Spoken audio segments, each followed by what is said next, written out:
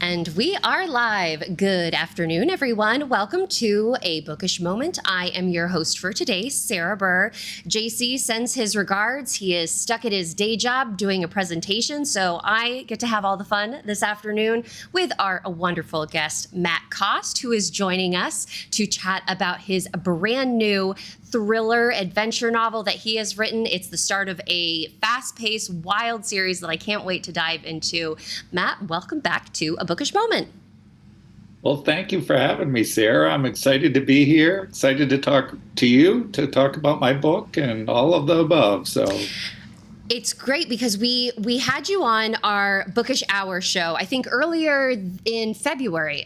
Time flies too quickly for me to really keep track. But when you were talking about your mystery books that are set in both your home state and my home state of Maine, we kind of got to geek out about the wonders of the Maine coast and all of the small town vibes that it gives us.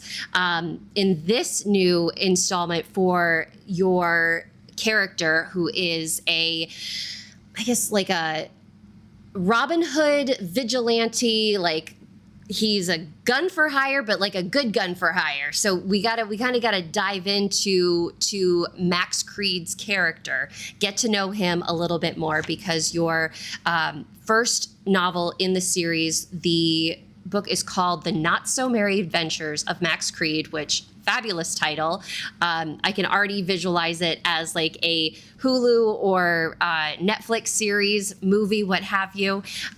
He brings together quite an interesting group of characters to bring justice to the world. So we'll dive in and learn a little bit about Max in just a moment. But first, I do want to say hello to our wonderful viewers joining us this afternoon. We've got Regina saying good afternoon, everyone. Farmhouse Reader saying hello all, and DHB saying happy Tuesday. Yes, happy Tuesday. We made it through our Monday. So that's half the battle there. So Matt, without further ado, tell us about this new series, about how you decided to really switch gears from writing your private detective novels that focus on small town mysteries to this globe spanning adventure, whirlwind of a time. I guess everything always starts with an idea. And the first part of my idea was probably that I wanted to try something new, but stay within the crime venue. So I moved more towards the thriller, more towards the big city. New York City doesn't get any bigger than that, and global and all of that. So I had this idea that that's something I wanted to do. And probably dating back to when I was 5 or 6 years old, I've always had a love for Robin Hood, who, is just a beloved character of lore.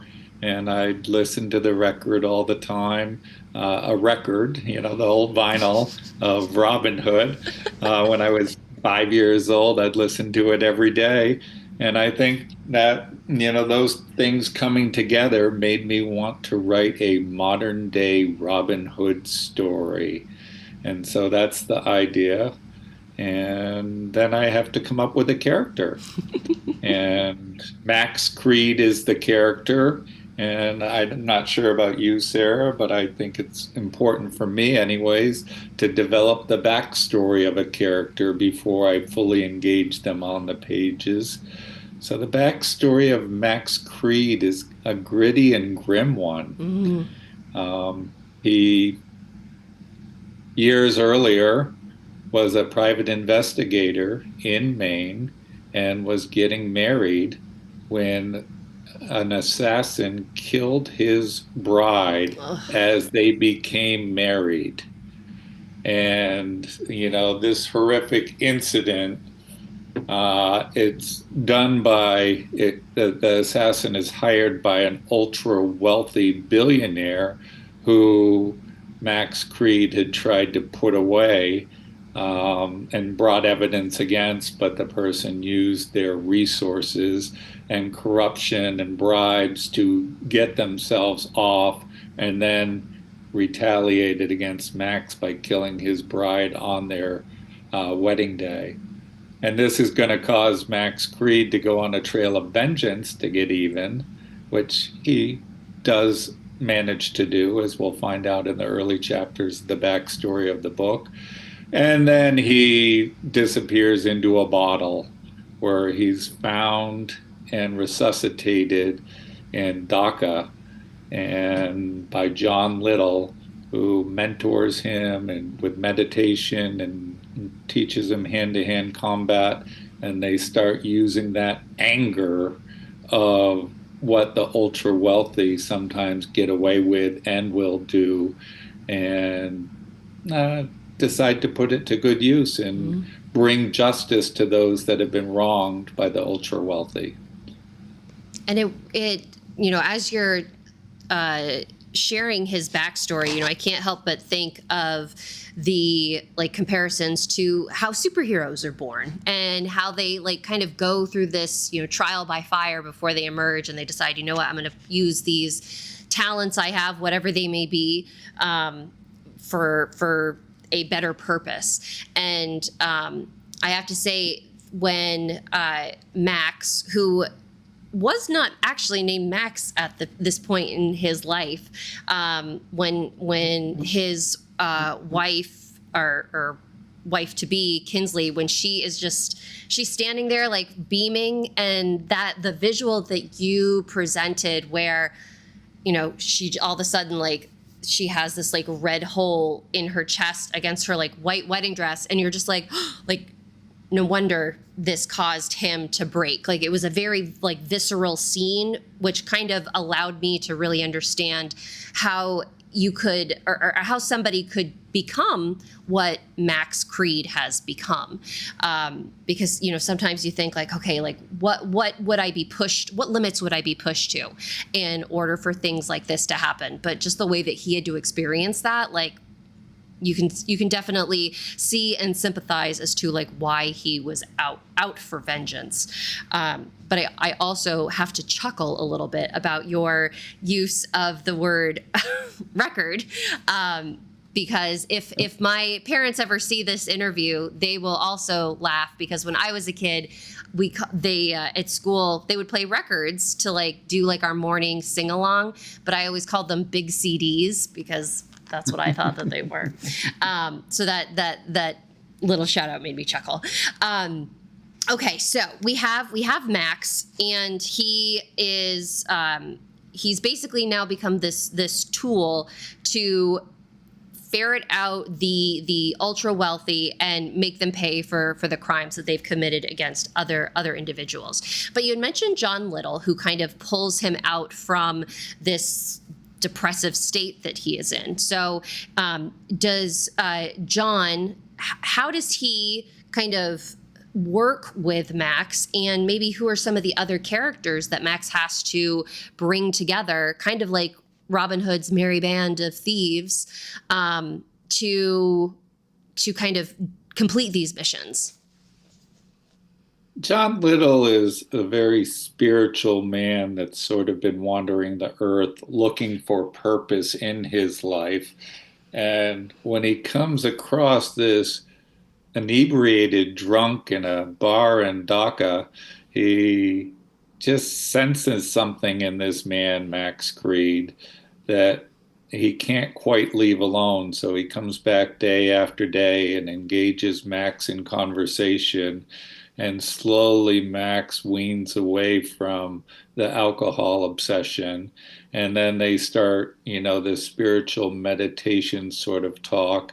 And that moves on to doing some hand-to-hand combat training, which goes hand in hand with meditation. And, it's not initially for the fighting.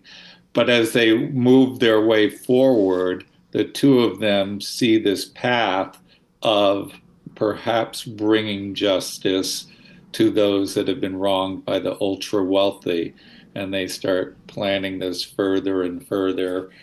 They do some training exercises to test themselves, if you will, before going off to Brazil, where they hunt up the assassin, the pistolero for one of the Brazilian crime cartels, who has disappeared into the wilderness to find herself, Scarlet. And they go and offer her redemption for her past. And she eventually buys in, and she's going to be the one that's going to teach Max and John how to use every weapon imaginable, rifles and guns and other weapons that would be used. And then the three of them will, after some training exercises, will continue to grow the band, adding, Tucker Friedman, the financial guru, a queer Jew from Brooklyn, Marion Zhang, the lawyer who, has risen herself up by the bootstraps and is this incredible legal mind, Stanwood Scads Miller, who is your typical young, computer tech geek. And what all of these people have in common, Sarah, is they are orphans and they have no families or very little families, because Max does not want people that can be leveraged against his band of people.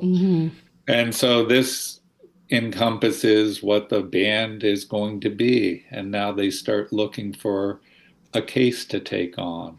And that's kind of where we go with the book. So that's the foundation and the basis of the book. And it sounds like another thing that they all really have in common is this need for want of redemption, that they're all kind of looking for that second chance to prove that's like, I'm not really a bad person, and I want to leave a positive mark on the world. So tell us a little bit about this mission that they're given by a character who, and we were talking about this before we went live, who has, again, the coolest name, I think, that is out there in fiction these days. Her name is Seven Knight. And tell us a little bit about what her request of Max and the group is.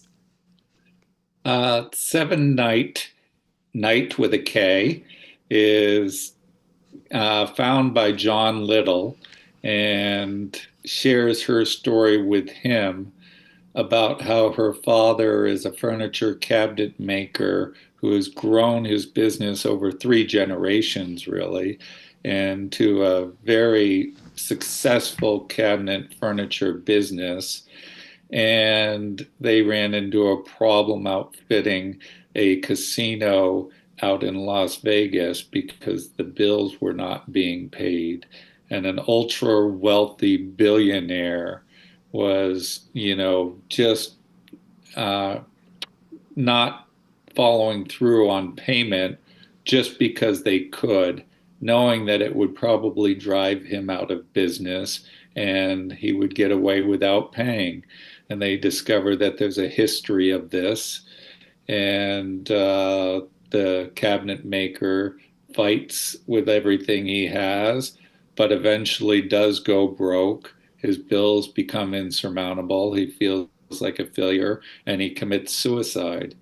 And this is the father of Seven Knight, who hates this ultra wealthy billionaire who's done this to their father.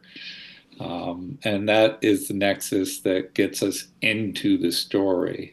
We're going to find that this person has a lot of other characteristics that are wanting as we go. But this is the very start of it, somebody abusing those weaker than them just because they can. And I have to acknowledge how kind of timely your this kind of storyline is, in the fact that we see now in our modern day landscape kind of this growth of the ultra wealthy and the working class kind of being pressed down and left behind. So I'm wondering, like, what was it about? I guess because you had mentioned your love of Robin Hood. What was it about? I guess, was there anything else that was kind of fueling your desire to write a story like this, where good triumphs over evil, where justice can be served, if people are willing to band together and go after it? Yeah, I mean, absolutely. It's, the news is something that, got the old wheel turning up there, because you are seeing more and more of that. And I don't think that we're really seeing more of it. I think just a little more is being exposed each day of different people. And, going back to the beginning of time and the aristocrats in France and England and, the oligarchs in Russia are the, super wealthy in the United States of America. Rich people have always, abused their power on occasion. And this is not all rich people, I'm not saying that, but I think that there is a certain level where if you have the ability to get away with things, would you be more willing to do them? And it's a question that I pose to myself sometimes. I stay within the letter of the law for the most part because I have to. But, if I had a team of 12, super lawyers and I could do just about anything I wanted, would I break the law more? And, I think it would be more difficult not to. So there's a lot of responsibility with wealth, and they say, power corrupts and absolute power corrupts absolutely. And I believe that's the thing that happens, whether it's with the ultra wealthy or with politicians or different things like that. So this is certainly something that, is born out of the news and something that I see happening. And, you mentioned that it can be combated if people band together. And, I'm taking it a step further where the people banding together are willing to break the law. Yeah. Max Creed is the anti-hero. And to a certain extent, he's made himself, judge, jury, and executioner. And he's going to try and bring down Rupert Hastings on this occasion, legally, if he can. But if he can't, he's willing to break the law to make sure that justice is served, because the legal system does not always provide justice for everybody. Your use of the term anti-hero just triggered a question that I have. But before we dive into that, I would like to think that the scenario you posed about, like, what would I do if, I could be above the law? And I would like to think that I would be a really good rich person. That's like it's like, I would like to think that I would, use power and influence for good. But you also have to wonder, like, do the people who are taking these actions think that they're actually doing good? And, like, their sense of, like, the values that they have, like, how things get warped. It's a really fascinating, like, study of the human mind to figure out, like, how money does really, really affect people. But my question is regarding the term anti-hero. How, or I guess, what's your secret to writing somebody who is willing to break the law, who is willing to kind of do what we would consider bad things, but yet still make them likable and a character that readers are rooting for? Because Max is somebody that, we want him to succeed. We want him to complete his mission. His team, like, we find those connections with his team to enjoy it. Like, but how do you do that? Well, I don't think all heroes operate within the law and legality, and I believe that there are a lot worse outlaws throughout history that have become beloved. And one of the first was Robin Hood. But, you know, you look at Jesse James or other people like that, you know, there's this aura that raises up around them. And, you know, Max Creed is a good person trying to live by a set of principles that he believes in. And, you know, the only thing that he is doing wrong is straying outside laws that are not really doing their job. So I think I'm hoping that Max Creed becomes a beloved figure. And over the arc of the series, I'm hoping that he grows and transforms from his dark past into something a little more content with himself. But in this first book, he's certainly a little bit of a dark figure, struggling with his demons. Well, he is, but he's also somebody that you can root for, and you've laid the groundwork in that way very, very wonderfully. And so, and just kind of a quick time check for us, Matt. I told you this was going to fly by. We've got 9 minutes left together. Speaking of this arc that Max is going on, we cover a lot of different locations in book one. You know, we go to New York. There's Brazil. They're spending time in Rio. Like a lot of stuff going on with transitioning to different settings and scenes. As someone, you know, when I'm writing, I am writing in a town, and it's like a tiny bubble of a town where it's like things don't really change too much. Everything is kind of kept the same. Like maybe there's a new shop that pops up every so often, but I'm not really doing like any big setting changes in my writing. How did you go from writing your town set in Maine to this grand scale of going to different countries, you know, different states in the U.S., all over the world? Was there anything different with your writing process to help you kind of get into those locations and make it feel as authentic as possible? I would love to say that I was able to visit all of these places, which is something that, you know, in my writing I've really enjoyed doing, writing about Cuba. I visited Cuba, the Civil War battlefields, but I was unable to do that with this. You know, for one reason, it was, as you said, jet setting so much, because I put myself in the place of a billionaire and made it realize that, you know, getting on a jet and flying from the Daytona 500 over to New Orleans for Mardi Gras is no different than me driving from Brunswick, Maine down to Portland, Maine in a half-hour trip. And money doesn't matter, and and then they go from New Orleans to Rio, which is a few hours longer, but these are on private jets, and you can sleep or eat or have drinks or watch movies and lounge comfortably, and it's like being in your own living room or your own home to a certain extent. So, you know, this goes back to the lives of billionaires are different than our lives of me and you.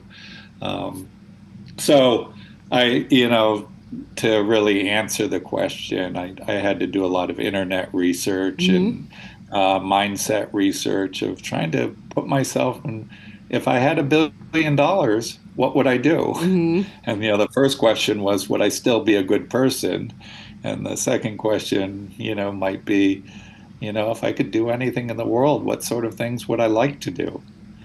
And then I had to move on and say, if I was a really bad billionaire, what sort of things would I like to do? A lot of imagination then went into, you know, or at least putting yourself in somebody else's shoes for a lot of these different roles, that's I think that's a good way to to approach a character.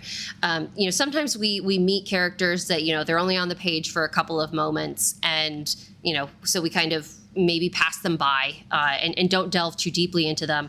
But I think a lot of times that that writers can present their villain as somebody that they haven't known or that they don't really fully understand, and that's how they, and their character is just always kind of going after them.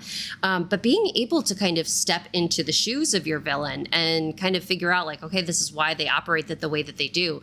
I think that is brings them to life, gives them a little bit more of even if we're not meant to associate or relate to them that much, like, it still gives us that kernel of truth that we can latch onto. So I think that's a great way to approach it.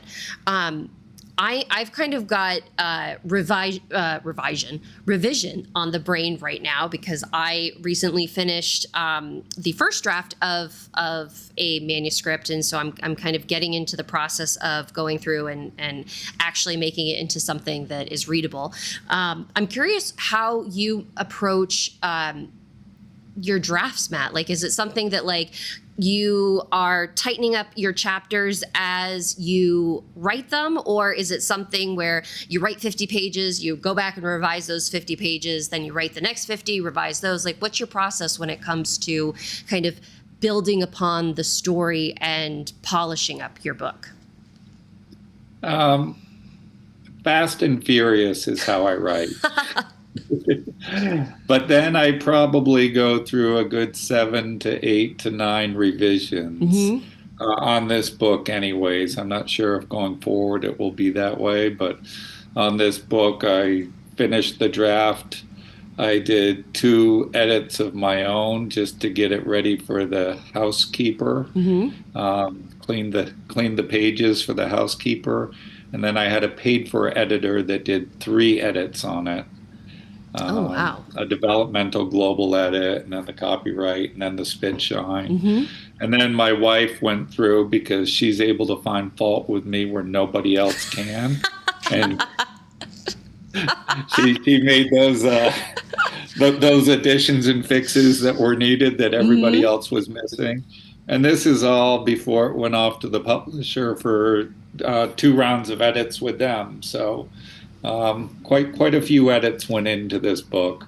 I've recently started editing another first draft that I finished, so I've been through that new one twice now. So I'm about where you are in some places. I number one, kudos to your wife. I need someone like her in my life. It's funny because I feel that every time I go into a revision, I go in with a plan, and then as soon as I'm on, the opening page, that plan goes out the window. In the past, I always like to do like a once-over read-through just to like see the status of the manuscript and see like how much work does this need. And that was my goal this time around. But like I was on page 1, and it's like, oh no, like I gotta like get in and I gotta start fixing things, because there was just a lot that I had changed by the end of the book that I needed to kind of reincorporate into the beginning. So it's always an interesting adventure that I think I understand what I'm doing, but then of course once I'm there, it's like it's the guardrails go off. So in our final moments together, Matt, tell us a little bit about what's next for Max Creed, because book 1 just came out recently, but we have more exciting adventures for the modern day chronicles of Max Creed to look forward to. Yes, absolutely. Book 2 is already in the pipeline. Is it off with the publisher, Level Best Books, and is right now titled Everything versus Max Creed. Ooh. And Everything is a new social media site that is exactly what it says. Everything goes. And it is owned by a tech mogul who Max Creed is brought in because, his Everything site is causing some hardship on the minds of Americans and many young people who are being warped by this everything goes sort of attitude on his social media site. And we'll dig deeper and we'll realize that it becomes a lot more complex. And whereas Rupert Hastings in this first book really didn't have any likable pieces to him, Alfred Prince is a very likable tycoon, except for some of the flaws of egomaniac that he has become and the power that he wants to wield. But a lot of the smaller pieces of him are very likable. That sounds very, very intriguing. I love when I come across a fictionalized social media platform, because it's always just really fun to like see it expand and see like, okay, like what will we think of next? So everything sounds like a very problematic problematic villain to go up against, but also something that I think we in our modern world can very much relate to and see the struggles that we come up with just in social media that we deal with, having to navigate fact from fiction and work through our way through trolls and bots and all of that stuff. So I'm sure that readers will be able to kind of visualize themselves combating this new evil that you've presented. Matt, time has flown by as we feared that it would. We've already reached the end of our moment. Thank you so much for being here. As we get ready to log off, just let folks know where they can keep in touch with you, follow you on social media, contact you, what the works, so that they can keep up to date with what you have going on in your writing world. Absolutely. Thank you, Sarah, for having me. Sorry that I missed Jim, but I will be findable at the website that you have on the screen, which is mattcost.net, and that'll get you to everything else, which is mostly Facebook and Instagram are the two big ones that I'm using these days for social media sites. My email is matthew-cost@comcast.net. But if you want to find me, just go to my website, mattcost.net, and you'll get the rest. Perfect. And folks, the link to Matt's website is in our show notes, so you'll be able to easily access it from there. Again, to our viewers who joined us live, thank you guys for being here with us this afternoon. And those who are watching after the fact, thank you for stopping by and being bookish with us. We do have another episode airing tomorrow at 4:30 p.m. Eastern Standard Time. We're going to be joined by cozy mystery author Paula Charles to talk about her latest hardware store mystery, Axe Me No Questions, which, again, love a good pun. So we'll be able to catch up with Paula then. Matt, thank you so much for being here this afternoon. We really, really appreciate your time and getting to hear about Max and his merry band of comrades. Look forward to hearing more. And until we all see each other again, stay bookish, everybody. Have a good one.